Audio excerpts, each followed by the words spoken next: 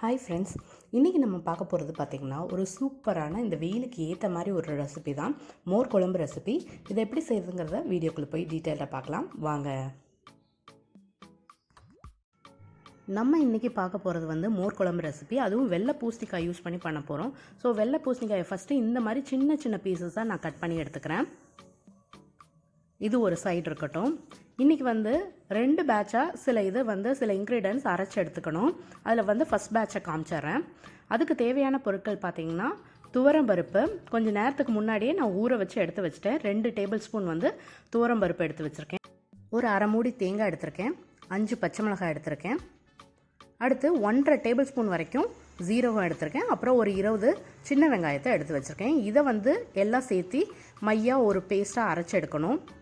அது இல்லாமல் இந்த அளவுக்கு தயிர் எடுத்துருக்கேன். ஒரு கப் அளவுக்கு தயிர் எடுத்துருக்கேன். இது கெட்டியான தயிராக இருக்கணும். இதையும் அரைச்சி நம்ம மோராக எடுத்துக்கணும். ஸோ 2 டைம் அரைச்சி எடுக்கணும். இதை 1 by 1 எப்படி செய்கிறதுங்கிறதையும் நான் உங்களுக்கு டீட்டெயில்டாக சொல்கிறேன் வாங்க.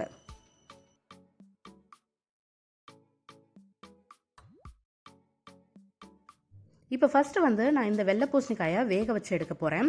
அதுக்காக குக்கரில் இந்த வெள்ளை பூசணிக்காயை சேர்த்தி இதுக்கு மூழ்கிற அளவுக்கு தண்ணி ஊற்றி நம்ம ஒரு விசில் விட்டு எடுத்துக்கலாம். நான் அடுப்பில் வச்சுட்டேன். ஒரு விசில் வரட்டும், அதுக்கப்புறம் பார்த்துக்கலாம். இது ஒரு சைடு இருக்கட்டும். அடுத்து நம்ம இப்போ அரைக்கிறதுக்கு தேவையான பொருட்கள்லாம் எடுத்துட்டோம். ஒரு மிக்சி ஜார் எடுத்து வச்சிட்டேன். இப்போ இதில் அரைக்கிறதுக்கு தேவையான பொருள் எல்லாமே சேர்த்திட போகிறோம். 1 by 1 எல்லாத்தையும் இதில் சேர்த்திடலாம். இதில் நம்ம தண்ணி ஊற்றி நல்லா மையாக அரைச்சி எடுக்கணும். திப்பி திப்பியாக இருந்ததுன்னா நல்லா இருக்காது. கொஞ்சம் ஸ்மூத் கன்சிஸ்டன்சியில் இருந்தால் தான் இந்த மோர் குழம்புக்கு பர்ஃபெக்டாக இருக்கும். நான் அரைச்சி எடுத்துகிட்டு உங்களுக்கு என்ன கன்சிஸ்டன்சிங்கிறதையும் காமிக்கிறேன். இப்போ எல்லா இன்க்ரீடியன்ஸையும் நான் இதில் சேர்த்திட்டேன். இப்போ தண்ணி ஊற்றி இதை அரைச்சி எடுத்துகிட்டு வந்துடுறேன். எடுத்துகிட்டு வந்துட்டு உங்களுக்கு காமிக்கிறேன் ஃப்ரெண்ட்ஸ். இப்போ அரைச்சி எடுத்துகிட்டு வந்தாச்சு. இதோட கன்சிஸ்டன்சி காமிச்சுக்கிறேன், பார்த்துக்கோங்க. இந்த அளவுக்கு ஸ்மூத் கன்சிஸ்டன்சியில் இருக்கணும். எதுவும் திப்பி திப்பியாக இருக்கக்கூடாது. இப்போ இதை பக்கத்துலேயே ஒரு பவுல் வச்சுருக்கேன். இந்த பவுலில் நான் மாற்றிக்கிறேன்.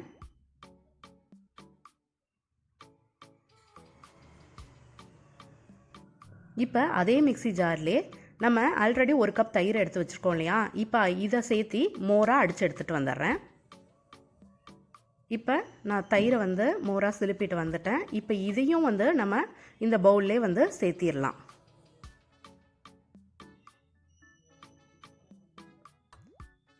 இது சேர்த்துன பிறகு இந்த மிக்சி ஜாரை மட்டும் லைட்டாக அலசிட்டு அந்த தண்ணியை மட்டும் நான் இந்த பவுலில் சேர்த்திக்க போகிறேன். எக்ஸ்ட்ரா தண்ணி இப்போ ஊற்றலை.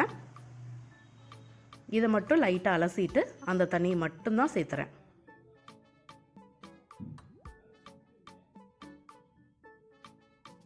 இப்போ இது கூட நான் தேவையான அளவுக்கு உப்பு சேர்த்திக்க போகிறேன். நான் இன்றைக்கி எடுத்துருக்க அளவுக்கு 1.5 டேபிள் ஸ்பூன் வரைக்கும் உப்பு சேர்த்துறேன். நீங்கள் செய்கிற அளவுக்கு தகுந்த மாதிரி கூட்டியோ குறைச்சோ நீங்கள் உப்பை சேர்த்திக்கங்க. இதுக்கு நான் ஒரு 1/4 டீஸ்பூன் மஞ்சள் தூள் எடுத்து வச்சுருக்கேன். அதையும் சேர்த்திடுறேன். இப்போ சேர்த்திட்டு ஒரு கரண்டியை வச்சு நல்லா இதை கலந்து விட்டுறலாம்.